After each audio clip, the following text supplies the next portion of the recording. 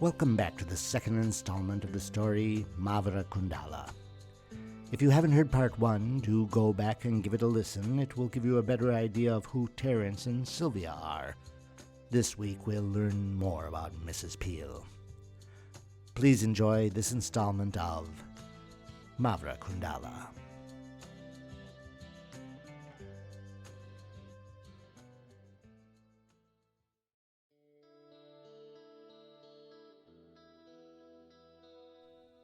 The house that Sylvia built was large, but not too much so. She determined that the kitchen would be in the back, with an eastern exposure, so that the sun entering the window and falling on the stove and sink would animate Mrs. Peel during her usual morning chores in that room. The remainder of the house would be in shadows, because Sylvia found it fashionable to have sensitive skin, though she never said anything about it herself. It was one of the many ways that the townsfolk gossiped away her odd behavior. Sylvia never gave up, to the day she died, the loose, flowing white garments that had made her appear a ghost long before she had become one. She never went out alone, and only seemed to speak with her husband and Mrs. Peel. She made money through her own business, and it was well known that she helped her husband out considerably with his.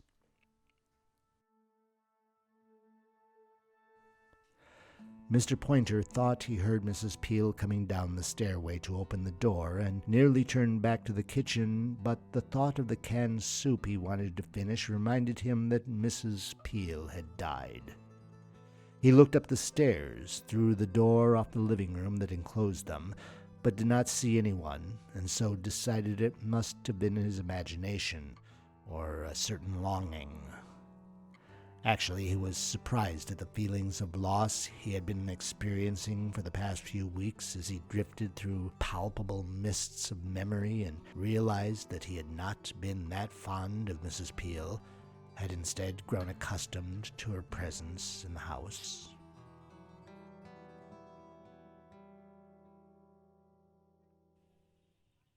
The private upstairs rooms prepared for Mrs. Peel were offered on Sylvia's insisting that the woman improve her reputation in town. To Sylvia, the detail of being able to have a live-in woman was essential to the image she and her husband presented. Even as she was dressing her husband in finer clothing before sending him on the road to sell, she wondered if it would be extreme to ask Mrs. Peel to wear white gloves when serving dinner. Of course, the gloves were never suggested. Mrs. Peel would not only have laughed the idea away, but would have looked truly ridiculous with them on. In any case, the rumors about Mrs. Peel and her unknown past and questionable present came to Sylvia through her husband. Sylvia suggested to Mrs. Peel that if she wanted a place to belong for the remainder of her days, and a job that she obviously enjoyed for just as long, it would only be logical and the correct thing to do for her to move into the upstairs rooms of the new house. Mrs. Peel would be sorely missed by her boys, but it was widely believed that one of the reasons few of those boys met nice girls and got married and led decent, normal lives was because Mrs. Peel pampered them. This was not, of course, the worst of the stories told on Mrs. Peel, but was the truest. Mrs. Peel was disinterested in where she lived, and as the rooms in Sylvia and Terence's house were so cozy and new, she took Sylvia up on the offer on the spot. They negotiated a wage and the responsibilities and their relationship, though Mrs. Peel hardly believed the last was necessary. She brought 2 large suitcases and a medium-sized carton box with a lid the next morning and asked if she might begin working a little late so she could have time to unpack and sit for a bit, adjusting to the sight of familiar things in a different setting. She put clothing into the wardrobe and shoved the wadded tissue paper a bit more firmly into the toes of those red shoes she hardly wore anymore. She opened the lid on the box and withdrew some old wood carvings her grandfather had brought from a visit to Africa. She placed a small blue vase, also from the box, on a shelf and tried to remind herself to look for some flowers. Some brownish, faded photographs of her parents and of an aunt who she had only known through letters during her childhood and with whom she had lost contact upon moving to this town. They found their places on the shelves around the room. Mrs. Peel settled herself in a comfortable chair and reached over to straighten the doily on the table in the corner. She wondered if she were meant to stay here in this house for those years that were left to her, which, calculating by both her mother's and father's longevity, would be many more than she had already lived. The thought in itself didn't bother her, though she was concerned that her once constant wandering soul seemed to have found a place to plant itself. She gazed about the room at the few things she treasured and had put in places from which they would never move, even when Mavra took up living in the room. She stood, took the box those possessions had traveled in for so long, went down to the firing pit in the back that Terence was curing, and threw the box into the flames. Terence looked up from his work for a moment and asked her what she had in mind for lunch, to which she replied, "Brussels sprouts." Terence, as in most of his dealings with his wife, agreed to the arrangement without knowing he had done so, and discovered that he had a live-in housekeeper only after an embarrassing period of time had passed. He did know that his wife wanted him to hire on extra help as well. She had employed 2 women regularly and 1 extra when needed, and he yet worked alone. Neither was making a fortune from their work, but Sylvia was always floating about in some mysterious future that she believed to be her present, which it more often than not became. Terence yet made the soap and sold it on his wagon, but seeing his wife free from cooking and cleaning, helped with the doilies and some of the duller mending, he wondered if it might not be time for a little expansion himself. He suddenly realized that Mr. Flower's suggestion of a larger house had indeed helped him to think more clearly. Mr. Pointer had finally arrived at the front door at the end of the hall, and observing a long shadow cast on the floor, a deeper shade of green than that around it through the colored window pane, tried to remember if it had been Mrs. Peel's habit to ask who was there before opening. Mrs. Peel had had some peculiar habits, things that she consistently did the same way, refrains she would always intone at particular times of the day or under particular circumstances. Perhaps that was why he hardly noticed her. Besides her always being in the kitchen or cleaning when he was out, she fit into the household machine as perfectly as a tapped screw. Or maybe she made the routine herself, and Mr. Pointer and his wife had adjusted their lives to her idiosyncrasies. Sylvia, at least, adapted well to Mrs. Peel's presence in her home, mainly because she was so often lost in thought. The closest Sylvia came to being on a similar wavelength was when she came down from her private cloud and gave instructions. These instructions were lucid enough, usually verbal, at times left in little notes where the person it was intended for would certainly never look, but would always happen upon. She and Mrs. Peel got along so well because Sylvia felt she was helping another human being to reform past lives. Mrs. Peel, on the other hand, considered that she was working for a woman slightly gone mad, humored her employer in everything except where things should be put. It began as a small misunderstanding based on a note that Sylvia had left for Mrs. Peel that Mrs. Peel had not found.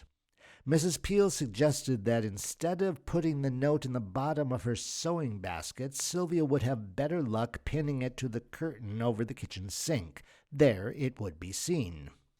Sylvia remarked that if the note was in the bottom of the sewing basket, then that was where it wanted to be until it got around to finding another place. "Notes don't have legs," replied Mrs. Peel patiently. Sylvia said that they did not need legs, as someone would always be by to pick them up and carry them off to some other location. Mrs. Peel then wanted to know if she was meant to help this note along by looking through Sylvia's sewing basket. "Well, you or someone," said Sylvia.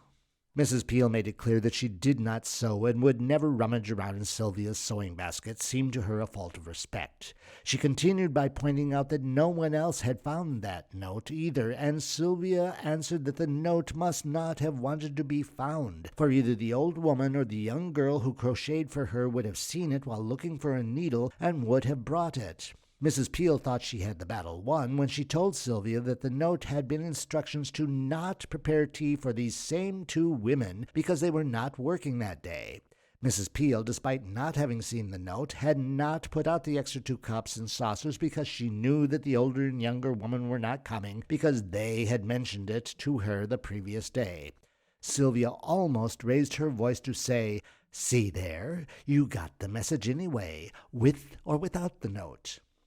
This, in Mrs. Peel's opinion, was not the point, but she ceded and began to observe.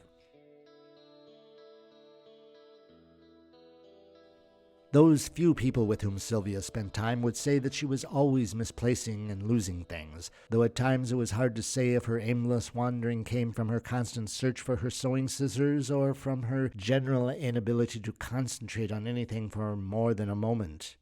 The old woman who sat in the parlor 4 or 5 hours each morning, twisting silk thread into doilies, would see Sylvia wander into the room without greeting and sit in her dark corner with the lamp over her shoulder and begin to lay her current task out across her knees and footstool. Sylvia would begin to rummage around and finally would say, more as a statement than a question, "Where have my sewing scissors gotten themselves?" To which the old woman replied that she hadn't seen them. Would Sylvia like to borrow her spare? Sylvia would politely refuse and fold away the work, rising to begin her first serious wander of the day.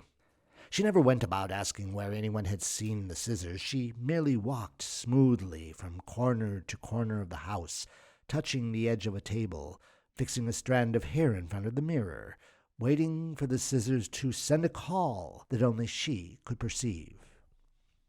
Mrs. Peel, of course, had told Sylvia, after their conversation about the note, that the scissors might be best kept in the bottom of her sewing basket, and Sylvia asked her if she would want to be cooped up in a sewing basket all day long. Instead of commenting that she wouldn't fit, Mrs. Peel determined to find the scissors before Sylvia. She failed. Sylvia wandered to her bedroom. The pillow on her dressing chair caught her attention. When she lifted it to puff it up, she saw the point of the scissors emerging from the crevice beside the armrest. It wasn't as if they had been lost there. She had only used them the evening before, but those sewing scissors were mischievous and liked to hide away, nearly always point up to see if they mightn't prick someone. Mrs. Peel found that last a horrifying thought, but kept her opinion to herself.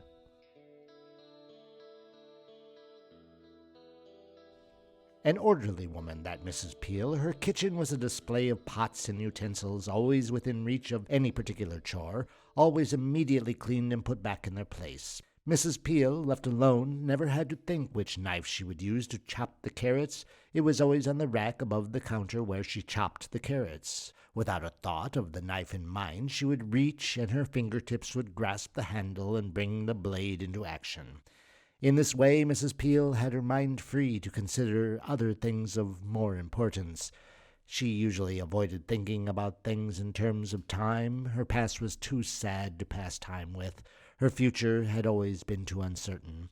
Her present moments were generally sweet. She liked what she was doing, or she simply did not do it. Her mind usually stuck on one favorite fantasy or another, usually based on the seafaring stories her grandfather had told her as a girl.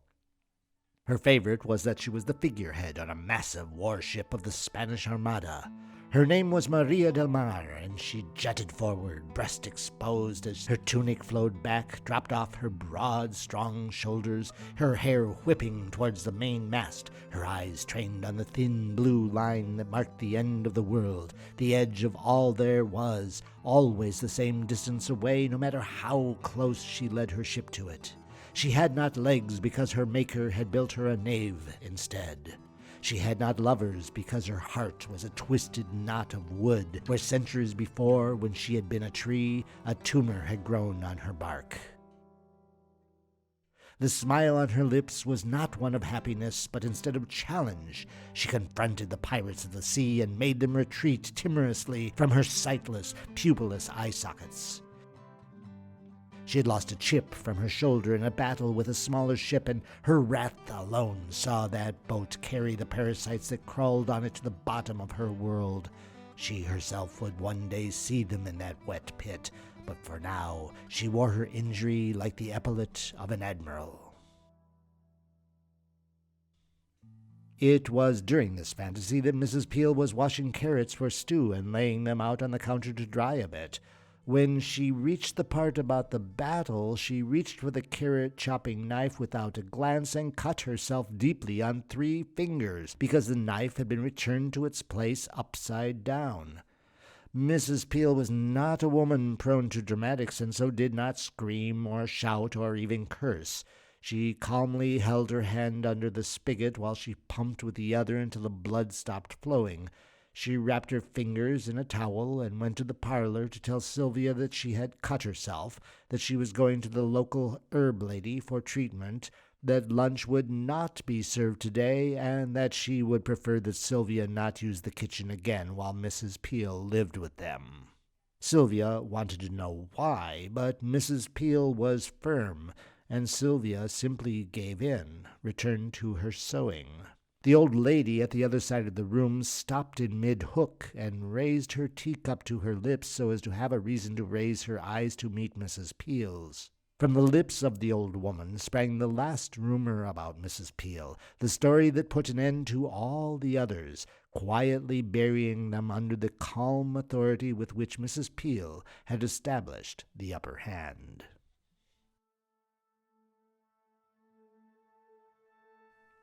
Mr. Pointer could not have known about the knife or the sewing scissors, so that when he turned to check his collar in the entry mirror, he did not notice the 2 items on the small table below, laid there like decorations on either side of a blue vase with dried flowers on a white doily. He could hardly see himself clearly in the greenish light, seemed to be looking at a spectre floating in the thick, smoky sea. He was startled by the doorbell again, breathed deeply in his resolve, and put his hand on the knob. As if in a dream, Mr. Pointer was slid backwards in the entry hall several yards to have a better view. The doors swung slowly inward, allowing a shaft of hot, bright light to angle around the woman who was framed by the dark green side windows. He thought, the front bedroom will be hot and close, not good for a nap. Better if I lie down in the hammock out back in the shade beside the old fire pit, now planted with hollyhocks.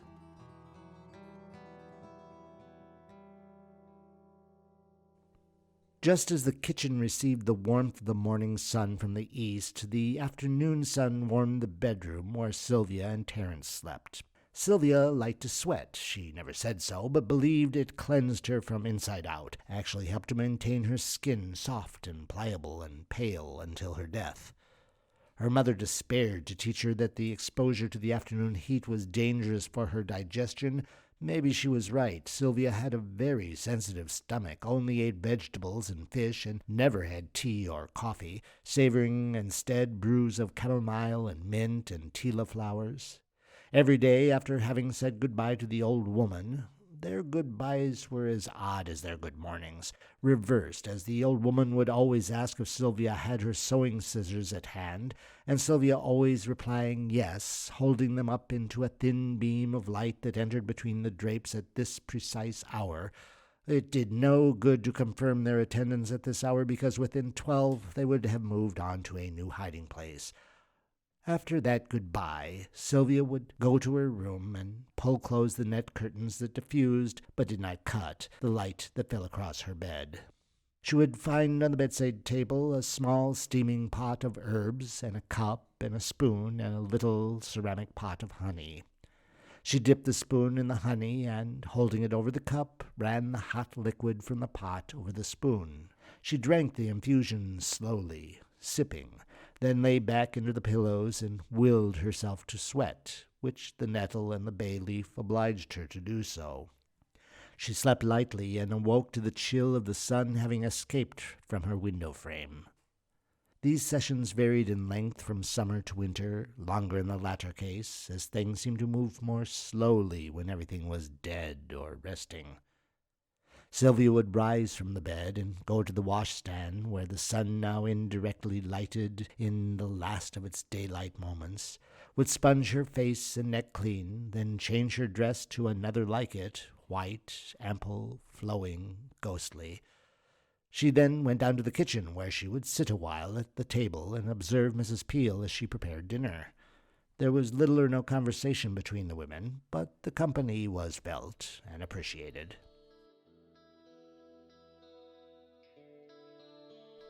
It was winter then. Mrs. Peel stood over a steaming pot of lentils and potatoes, preparing to separate a bit of broth to boil with onions and beets for Sylvia, when she turned to say something to her mistress, only to find that Sylvia was not seated at the table. Looking out the window, Mrs. Peel noticed that the shadows over the fire pit were long and deep and purple. She put a pot of water on to make a mint tea, thinking that maybe Sylvia, who had been looking even paler over the last week, might need some stimulus to continue the day. Terence was just finishing some business in a nearby county, checking up on clients that were under the responsibility of one of his newer sales boys. He called them boys because he thought that by hiring young, attractive men, he would gain the sympathy of the motherly housewives as well as the confidence of his business clients. He was standing in the back room of a laundry, listening to the owner, an older man, go on about how nicely that new young man had treated him last week, when he came in with the new, finer, milled, highly concentrated product that would in later years be considered exclusively industrial. A tall, thin, hard woman with short, cropped hair and non-existent breasts was pulling white sheets from a huge tub, the suds rolling off the fabric and gathering in drifts on the surface of the water.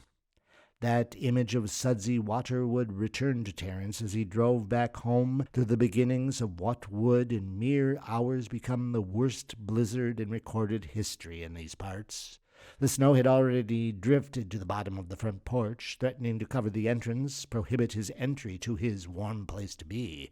He was surprised to find all the windows spilling yellow light out onto the reflection on the snow of the darkened blue evening sky. An opening appeared in the cloud cover, and the moon looked through with a pitying face, only to hide again within moments behind her thick veil of cotton.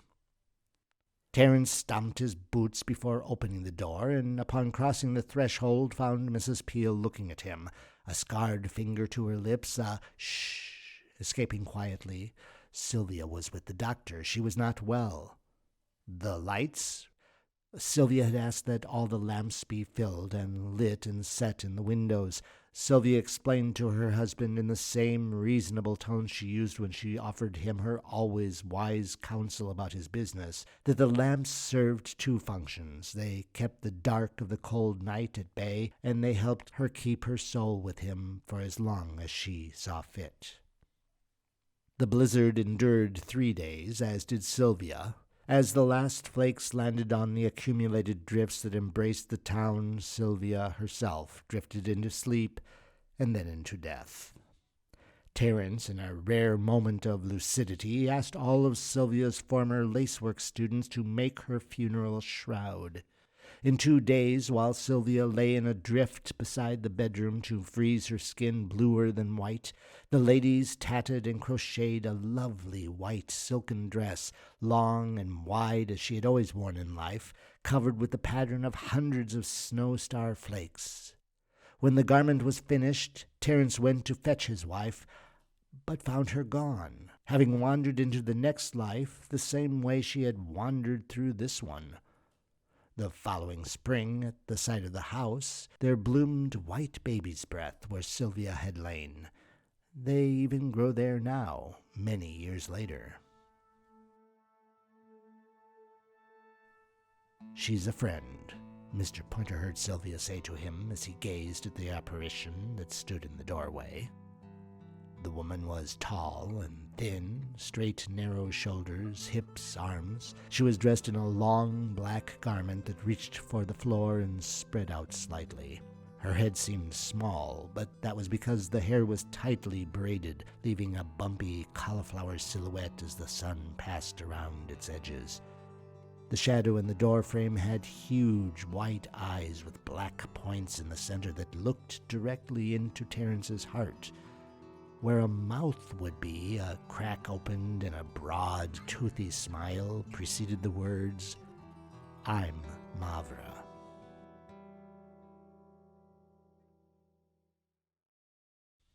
Mrs. Peel had kept up the house and Terence's spirit in the months that followed his wife's death, and then in the ensuing years. Terence didn't miss Sylvia. He had hardly ever noticed her. When he did, it was usually during her periodic business lectures. He considered her his wife. He loved her as he had when they had been courting as youngsters, but he never took notice of her. He did miss her cool company in the bed, but got his hands on a cat in the spring, and despite the fleas that bit him and the hairs that choked him, he found he could be satisfied by its purring warmth more than by the hot water bottle Mrs. Peel always left under the covers. One day, several weeks into the spring after Sylvia's death, Mrs. Peel asked Terence to sit to a cup of coffee with her at the kitchen table so that they could talk. Terence had to make a long drive over to the west where he had bought an old blacksmith shop to install a soap factory. The men he had found to make the conversion were capable, but in the memory of Mr. Flowers, who had overseen everything until his death, Terence felt it only correct that he be there to see that things followed his plans for the future. Thus, more because of his impatience to be on the road than for his actual desires, he asked Mrs. Peel if she wouldn't stay on to cook and clean for him. Mrs. Peel had never again felt the call to move on, and had asked herself if, without Sylvia to wait on, she would have reason to live in this house. She was getting on in years, and didn't relish the idea of having to look for another situation. She knew quite well that Terence had unemotionally tolerated her presence in the house for all these years, and did not want to inflame the situation by staying where she was not truly appreciated. Mrs. Peel was not entirely satisfied with the tone of voice Terence had used when he said, "Please consider yourself in your home, Mrs. Peel. I would hate to see you leave." He seemed to be saying, "Please don't go and leave me in this cold, dark house without a woman to make sure I wear a clean collar and have oatmeal for breakfast on the colder days." As Terence put on his overcoat and went to drive away, Mrs. Peel stood at the front door and watched, then closed the door and made the entry shrine.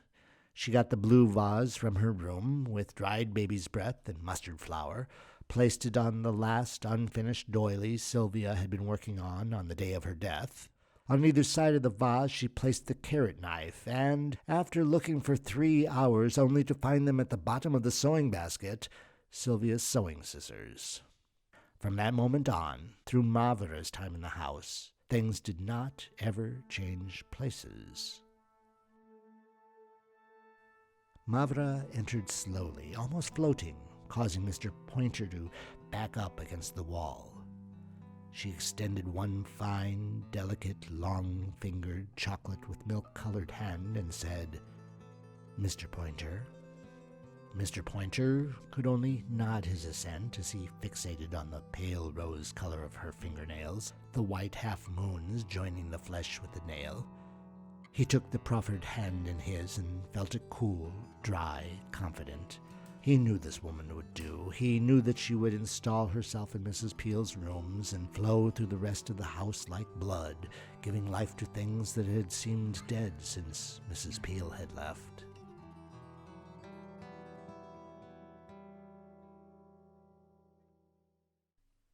It was not winter, nor was it spring. It was that difficult time when things seemed either winter or spring, depending on the time of day. This morning it started out blue and yellow and clear, almost hot. Mrs. Peel stood at the sink in the kitchen with her arms up to the elbows in sudsy water, washing the curtains that normally hung on the window through which she was looking. Terence's hammock was still. The leaves on the tree, just big enough to identify as such, emerald green and silver, they were also still. The short, brown-yellow grass was still. The birds, were there birds? Were still. Everything in her world had come to a stop.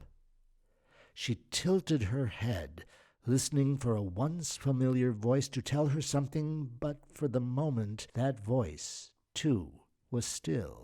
She had almost said something to Terence that morning at breakfast. Terence was planning on being out for 2 or 3 days, workaholic he. He had been revising the routes that his soap flakes extended throughout the territory and had to try them out himself in his automobile on the trains so that he would be with the salesmen when they later followed his trail. He wanted to leave markers, cut notches in trees, paint lines and circles and arrows on rocks. He did not want to lose one man, one day, 1 hour. Mrs. Peel had wanted to say that she felt strange, that her heart was beating excitedly in her breast, her stomach all knotted up, her nerve endings aflame. She looked at the aging man hunched over his coffee and sweet roll, cutting and peeling an apple, muttering to himself as he had since his wife died. What would he do without someone to look after him? Mrs. Peel did not confuse what she felt for Terence with love or affection or even friendliness. He was a duty, not in the hard sense of the word. Rather, he was one of many reasons she rose from dream-filled slumber to begin her day.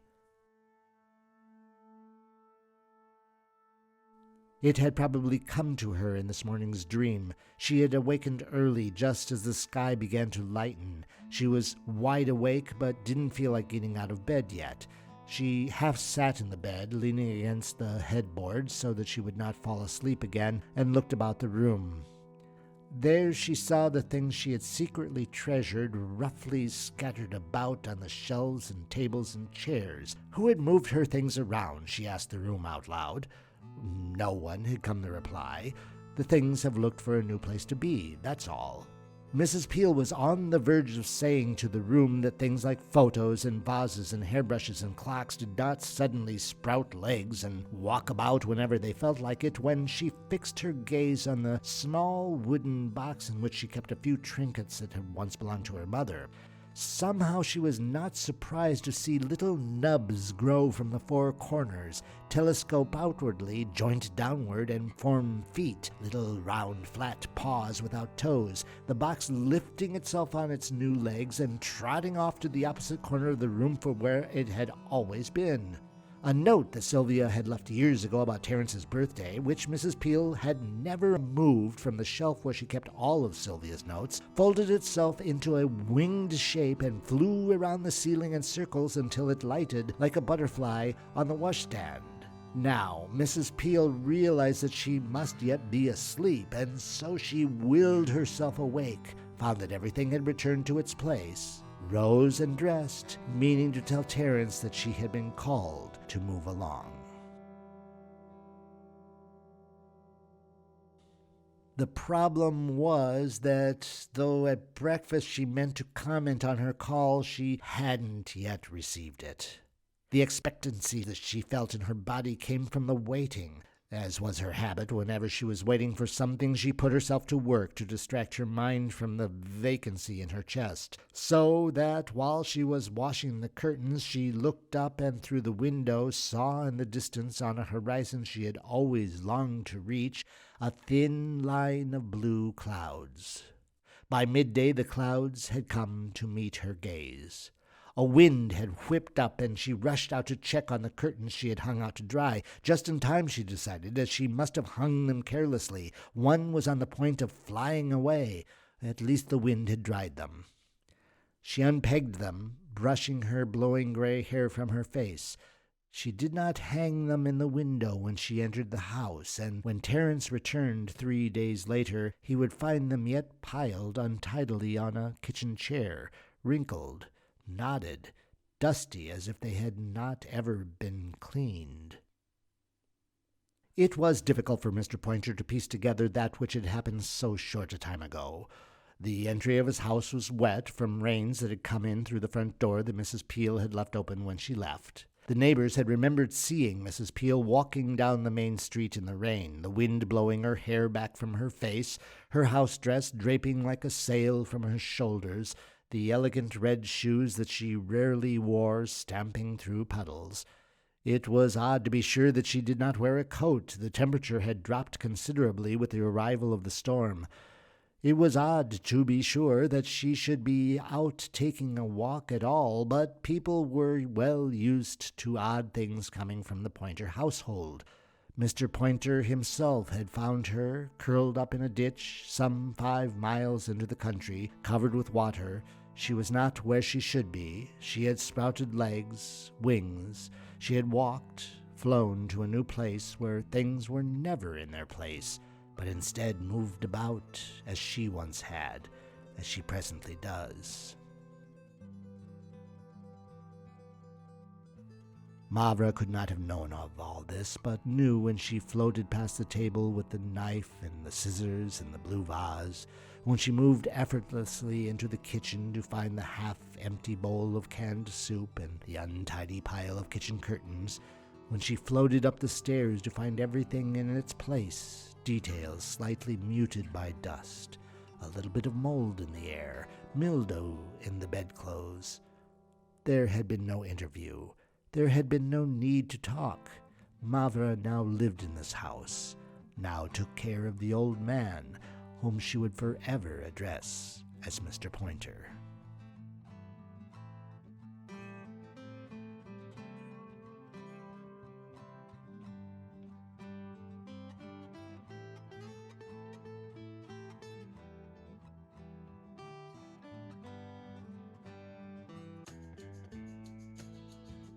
I want to thank you again for tuning in for this second part of the story, Mavra Kundala.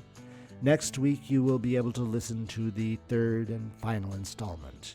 Hope you come back to hear it. Cheers.